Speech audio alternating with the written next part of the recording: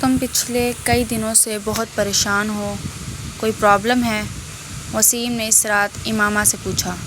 وہ پچھلے کچھ دنوں سے بہت زیادہ خاموش اور الجھی نظر آ رہی تھی۔ نہیں، ایسی تو کوئی بات نہیں ہے، تمہارا وہم ہے۔ اس نے مسکرانے کی کوشش کی۔ وہم تو نہیں، کوئی نہ کوئی بات ہے ضرور، تم بتانا نہیں چاہتی تو اور بات ہے، وسیم نے سر جھٹکتے ہوئے کہا۔ وہ امامہ کے ڈبل بیڈ پر سے کچھ فاصلے پر لیٹا ہوا تھا اور وہ اپنی فائل میں رکھے نوٹس الٹ پلٹ رہی تھی۔ وسیم کچھ دیر اس کے جواب کا انتظار کرتا رہا، پھر اس نے ایک بار پھر اسے مخاطب کیا۔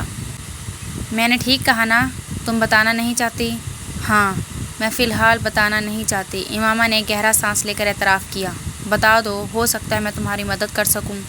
وسیم نے اسے اکسایا۔ وسیم، میں خود تمہیں بتا دوں گی مگر فی الحال نہیں، اور اگر مجھے مدد کی ضرورت ہوگی تو میں خود تم سے کہوں گی۔ اس نے اپنی فائل بند کرتے ہوئے کہا۔ ٹھیک ہے، جیسے تمہاری مرضی، میں تو صرف تمہاری مدد کرنا چاہتا تھا۔ وہ بیڈ سے اٹھ گیا۔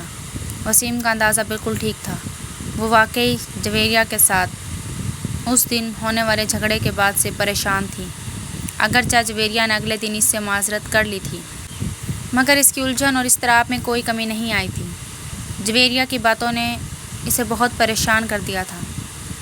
1-1.5 سال پہلے تحریم کے ساتھ ہونے والا جھگڑا اسے ایک بار پھر یاد آنے لگا تھا، اور اس کے ساتھ بھی اپنے مذہب کے بارے میں ابھرنے والے سوالات اور الجھنیں بھی، جو اس نے اپنے مذہب کا تفصیلی مطالعہ کرنے کے بعد اپنے ذہن میں محسوس کی تھیں۔ جویریہ نے کہا تھا، میری زندگی کی سب سے بڑی خواہش یہ ہے کہ کاش تم مسلمان ہوتی۔